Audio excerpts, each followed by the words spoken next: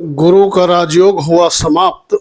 तुला राशि, वृश्चिक राशि और धनु राशि। मित्रों नमस्कार, मैं मयंक त्रिपाठी नव ज्ञान ज्योतिष चैनल पर आप सभी दर्शकों का हार्दिक स्वागत करता हूं। दोस्तों, तुला राशि वालों पर, वृश्चिक राशि वालों पर और धनु राशि वालों पर गुरुदेव का क्या प्रभाव पड़ेगा जब ये राशि परिवर्तन करके मिथुन राशि में दोबारा से गोचर करेंगे, इसकी जानकारी मैं दूंगा।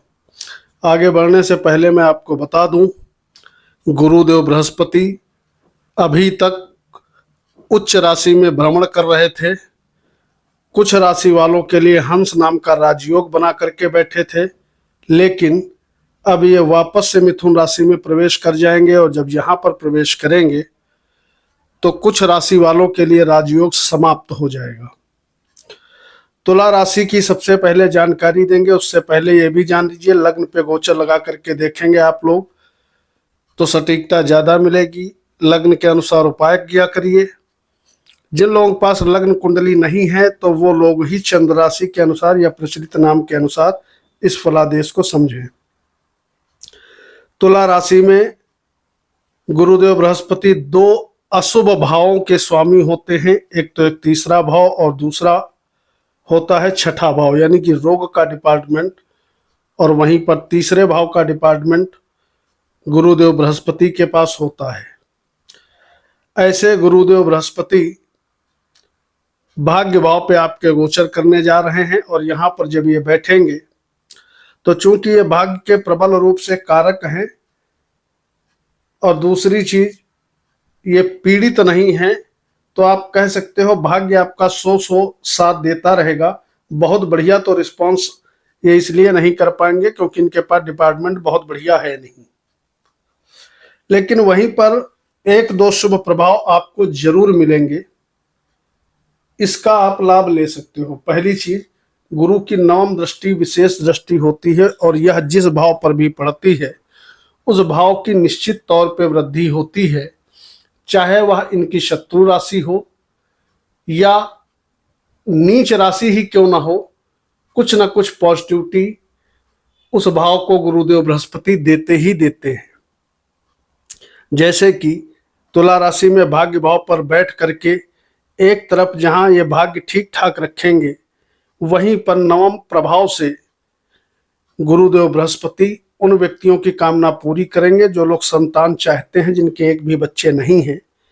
अगर वो संतान चाहते हैं तो उनको संतान की प्राप्ति होने के प्रबल रूप से 1 जून तक का योग बना देंगे। इस बीच में यदि आप प्रयास करोगे 4 दिसंबर से 1 जून के बीच में, तो आपकी संतान की कामना पूरी हो जाएगी। दूसरी चीज, विद्यार्थियों के लिए भी स्थिति अच्छी हो जाएगी। शिक्षा, उच्च शिक्षा में आपको लाभ मिलने लगेगा। यात्राओं के लिए विशेष लाभप्रद स्थिति बनेगी। यात्रा करोगे तो यात्राएं आपकी सार्थक होंगी, व्यर्थ नहीं जाएंगी। कहने का मतलब यात्राओं से आपको पॉजिटिव रिस्पांस मिलता रहेगा। किसी से प्रेम करते हो तो प्रेमी जोड़ों के लिए भी स्थिति यहाँ पर शानदार रहने वाली है। इस प्रकार के फल गुरुदेव बृहस्पति 4 दिसंबर से लगा करके लगभग 1 जून तक का तुला राशि वालों को देते हुए दिखाई पड़ेंगे। ऊर्जा आपके अंदर बढ़ेगी। छोटे भाई बंधुओं का, मित्रों का, नौकर चाकरों का, इन सभी का आपको बढ़िया सहयोग मिलता हुआ दिखाई पड़ेगा। इसके बाद जानकारी देंगे अगली राशि की, जो कि है वृश्चिक राशि। वृश्चिक राशि में गुरुदेव बृहस्पति शुभ प्लेनेट माने जाते हैं क्योंकि इनके पास डिपार्टमेंट भी बहुत अच्छा है।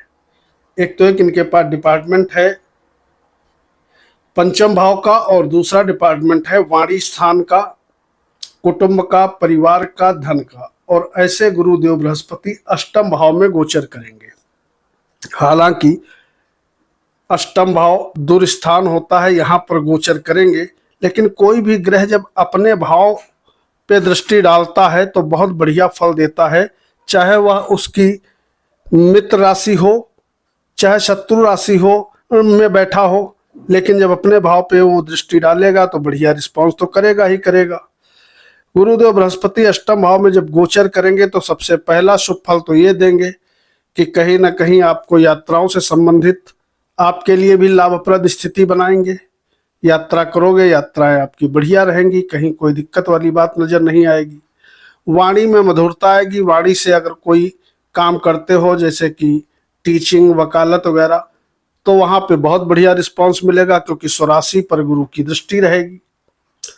विद्यार्थियों के लिए भी स्थिति ठीक ठाक रहने वाली है, कहीं कोई दिक्कत नहीं है। लेकिन खाना पीना अगर बाहर आप ज्यादातर खाते हो रेस्टोरेंट वगैरह में, तो आपको बहुत संभल करके खाना होगा, क्योंकि पेट जन्य परेशानी कहीं ना कहीं आपको परेशान कर सकती है।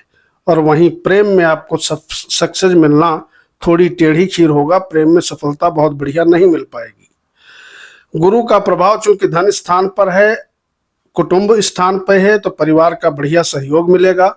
आमदनी आपकी होती रहेगी, धन आपका बचता रहेगा, और कहीं न कहीं आपका धन मकान, वाहन, भूमि, भवन आदि खरीदने पर व्यय भी हो सकता है, क्योंकि चौथा भाव गुरुदेव बढ़ाएंगे। और जब चौथा भाव बढ़ता है तो व्यक्ति लग्जरस लाइफ जीता है, मकान खरीदता है, वाहन खरीदता है। इन सभी चीजों पर जातक का धन निवेश होता है।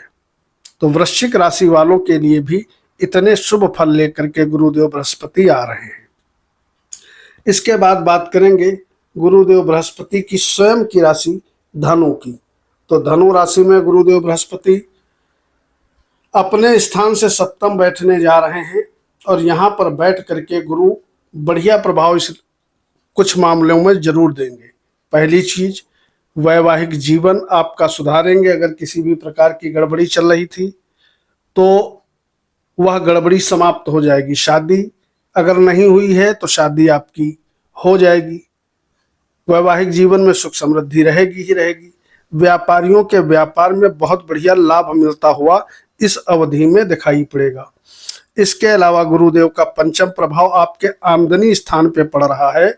ये एक प्लस पॉइंट बन जाता है कि आय स्थान पर जब गुरुदेव की पंचम दृष्टि जाएगी तो भैया गुरु के इस गोचर से आपको लगभग 1 जून तक का जो समय रहेगा, आय आपकी बढ़िया होती रहेगी। नौकरी व्यवसाय कुछ भी करते हो तो पैसे की तकलीफ नहीं होगी, पैसे के लिए अच्छा रहेगा। और साथ ही साथ यात्रा करोगे तो आपके लिए भी हवाई यात्राओं के योग बन रहे हैं। इसके अलावा यह भी शुभ फल मिलता हुआ दिखाई पड़ेगा कि कहीं ना कहीं आपका ऊर्जा बढ़ेगा, और छोटे भाई बंधुओं से अगर आपके मतभेद चल रहे हैं तो वह मतभेद दूर हो जाएंगे। इतने सारे शुभ फल गुरुदेव बृहस्पति आपको भी देते हुए नजर आएंगे, और लग्न पर दृष्टि होने के कारण स्वास्थ्य आपका बढ़िया रहेगा, समय समय पे मान सम्मान मिलेगा, व्यक्तित्व आपका अच्छा रहेगा। जीवन साथी का और आपका दोनों का ही स्वास्थ्य अच्छा रहना, मान सम्मान मिलना और आपसी सामंजस्य अच्छा रहना, इस प्रकार के योग गुरुदेव बनाने जा रहे हैं। तो आप भी भाग्यशाली राशि में से एक हो। राजयोग आपके लिए तो वैसे भी बहुत बढ़िया नहीं था, लेकिन अब बढ़िया फल गुरुदेव बृहस्पति लगभग 5 महीने तक धनु वालों को देते हुए दिखाई पड़ेंगे। वीडियो को लाइक करके कमेंट बॉक्स में अपने इष्ट देवता का नाम लिखिएगा। मयंक त्रिपाठी को अनुमति दीजिए। कल मिलते हैं। नमस्कार।